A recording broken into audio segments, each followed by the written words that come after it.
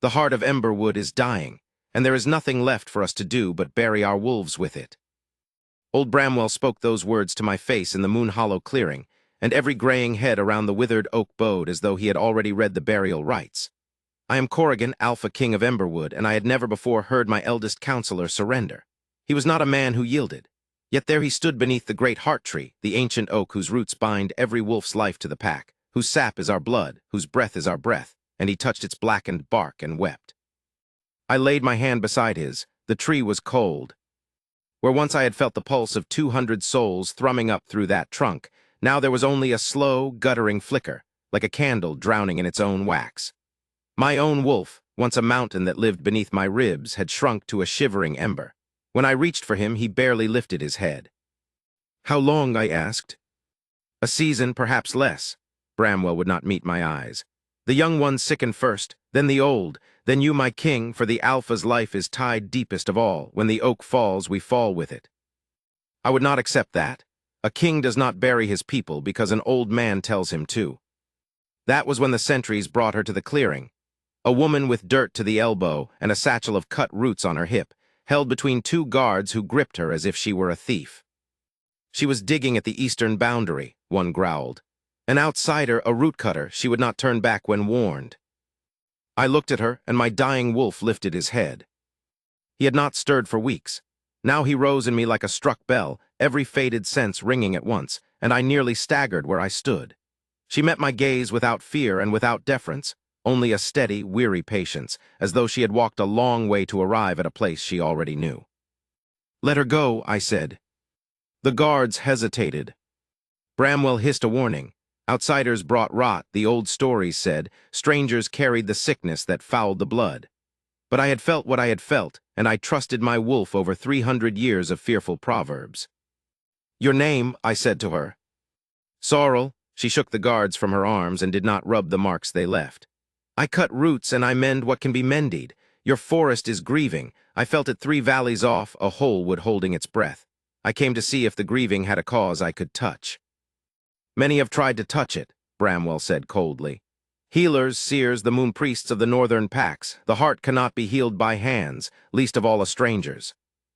Sorrel did not argue with him. She walked past him instead, straight to the oak, and I saw her flinch as if the cold of it struck her like a blow. She pressed her palm flat to the bark. She closed her eyes, and she stood so long and so still that the pack began to murmur. "There is a knot," she said at last, very quietly. "Deep in the taproot, not rot, grief. Something was severed here long ago, and the tree has been holding the wound closed with the last of its strength ever since. It is not dying of sickness, it is dying of holding on." Bramwell went pale. I understood why. 200 years passed, in the last great pack war, an Alpha had been slain against these very roots, and his death bond had never been unbound. We had called it a wound that could not be spoken of. She had named it with her hand. "Can it be mended?" I asked. "I do not know." She opened her eyes and looked at me, only me, as though the pack had thinned to smoke. "A wound like this does not want a poultice. It wants to be held while it lets go. That is dangerous work. If I fail, whatever life is left in the tree will pour out through me, and I do not know if I am strong enough to carry it." "Then you will not do it alone," I said. I meant it as a king means a command. But my wolf meant it another way entirely, and she heard the second meaning under the first, and something in her tired face gentled. We began at dusk. Sorrel knelt among the great gnarled roots and unpacked her satchel, bindweed and heartsease, moonwort steeped in river water, a resin she warmed between her palms until the clearing smelled of pine and something older. She would not let the moon priests near. She let no one near but me.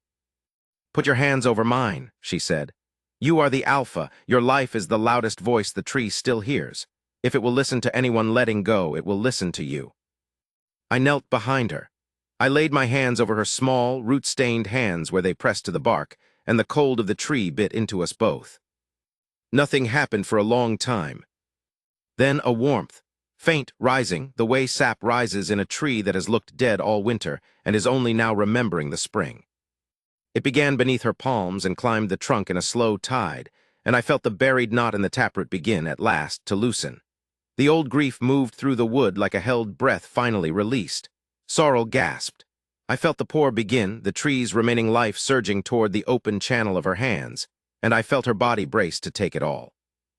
"No," I said against her ear. "Give it to me, I am wide enough. Let it come through you into me and back to the pack. You are the door, you are not the grave." She turned her head. For one heartbeat she searched my face, weighing whether to trust a king she had known half a day with the whole of her life. "Choose freely," I told her. "I will not take what you do not give." She gave it. The heart bond of Emberwood came roaring up out of the dark, through the tree, through her hands, through mine, and into the vast hollow place where my wolf had lain dying, and he woke. Not the shivering ember, the mountain. He rose in me full and enormous and blazing, and the surge did not stop at me. It ran out through the roots into every wolf in the wood at once. All around the clearing I heard them cry out, 200 voices, the young and the old and the nearly lost, as their fading wolves stood up inside them and howled. And under our joined hands, the blackened bark flushed. A green-gold light welled up through the grain of the ancient oak like dawn poured into wood. Where the tree had been cold, it grew warm.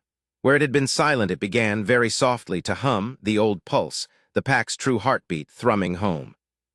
Sorrel swayed. I caught her before she fell, and her face, when she looked up at me, was wet and disbelieving and alight. "It let go," she whispered. "After 200 years, it let go." Around us, the pack had gone to their knees. Bramwell stood among the roots with both hands pressed to his mouth, staring at the greening tree and then at the woman in my arms, and I watched the old fear drain out of him and understanding take its place. They knew now what she was, not a stranger, not a rootcutter blown in on an ill wind.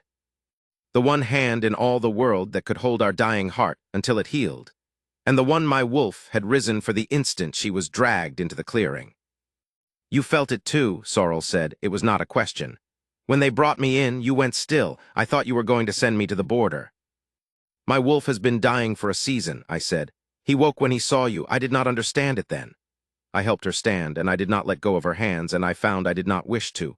"I understand it now. You are not only the healer of Emberwood, Sorrel, you are its alpha's fated mate. The tree knew you before I did." She was quiet a long moment, her fingers still laced through mine. "I have wandered a long time," she said, "cutting roots, mending what would let me. I stopped expecting a place to keep me." "Then let me offer and let the choosing be yours," I said. "Stay and be the heart's keeper and mine, or go with the pack's blessing and every debt we owe you paid in full. I will honor either, but I would ask you to stay." My wolf held his breath, so I think did every soul in that clearing. "I will stay," she said, "and see the spring in. I have never yet seen a spring worth the staying. I would like to see this one."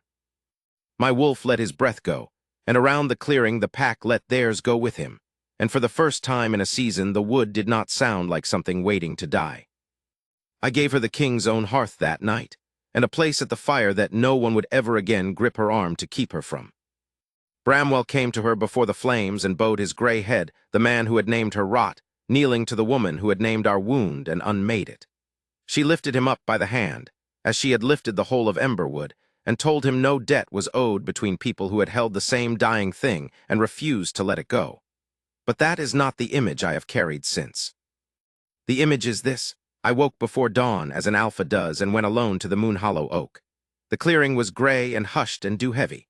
Sorrel was already there. She rose early, being a rootcutter still and always, and she stood with one hand on the warm, living bark, looking up. I followed her gaze. There, on the highest reaching branch of the oldest tree in the wood, uncurled against the first pale light, was a single green leaf. It had opened in the night, the first in 200 years. She did not turn.